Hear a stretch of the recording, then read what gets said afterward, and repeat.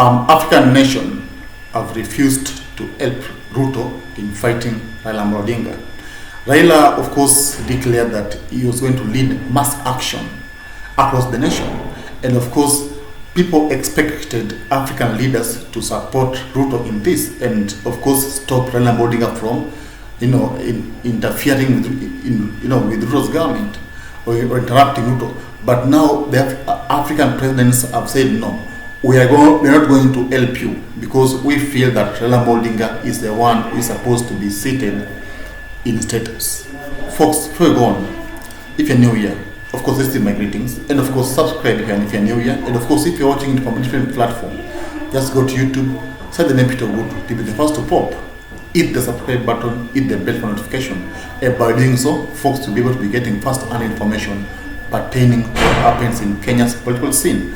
Now, I remember sometimes back when Raila used to, fight Uhuru Kenyatta, African nations used to come, and of course, they used to warn Raila Odinga, okay, not to interrupt or interfere with the government. Yeah, I remember even Uganda's president Yoweri Museveni used to castigate Raila Odinga so much, but this time round, African presidents have said no, we are not going to help you because you are messing with Kenya. You are not the president that Kenya should have. Of course, some of you will not agree with me when I say this, but remember, some 2 months ago, Ruto went, to France, yeah, and there was this president, this president from Ghana, I remember very well, from, who openly told Ruto that the person who was supposed to be seated in State House is not making noise in Kenya. You need to go back to Kenya and, of course, calm the situation, yeah, because Raila is complaining that he stole his victory.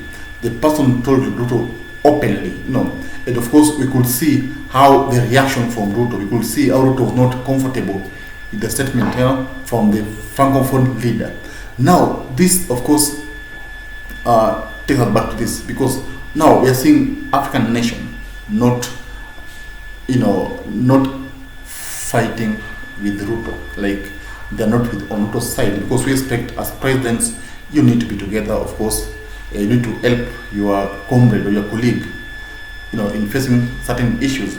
But as for Ruto, is left alone to face Raila Odinga, because I believe African nations are seeing Raila Odinga as a truthful leader, as someone who means well for Kenya. That's why that's why I think they have refused to join hands with Ruto in, of course, fighting Raila Odinga, because right now Raila Odinga is out there, and the country is now sweeping. Raila is sweeping the country with this mass action.